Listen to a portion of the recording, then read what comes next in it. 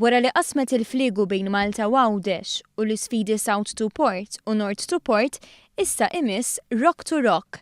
Din hija r-raba sfida ambizzjuża tal-għawm manwali ta' Mart il-Prim Ministru Chairperson tal-Fondazzjoni Marigold Muscat li din is-sena qed taspira li tgħum tnax-il kilometru mill-Qawra sal-bajja tal-Għadira.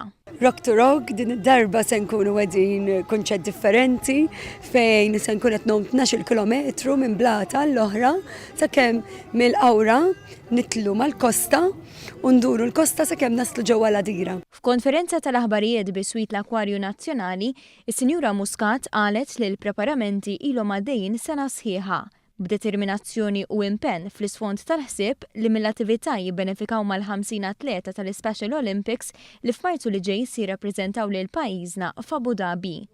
Min barra li Rock to Rock tissimbolizza l-blat li se tgħum madwarhom is-Sinjura Muscat, timmarka wkoll kunċert b'mużika rock li se jsir fuq il-bajja tal-Għadira ma' tmiem l-awma bis-sem ta' diversi bands u l-Orkestra Nazzjonali.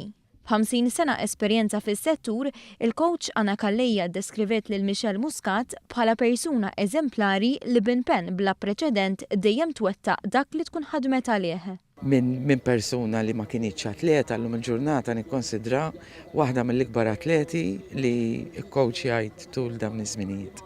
Bħal f'edizzjonijiet preċedenti, din is-sena wkoll se jsir White Party fil-Blue Beach Resort bris il-Fondazzjoni Marigold.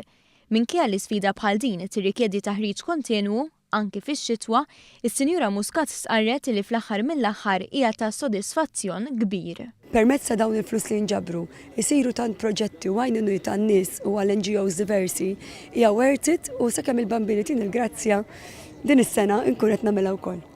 Filwaqt li appellat għal donazzjonijiet permezz ta' SMS jew telefonata, is-Sinjura Muscat stiednet lill-pubbliku biex jingħaqad magħha għal din l-isfida li se ssir fis-7 ta' Lulju.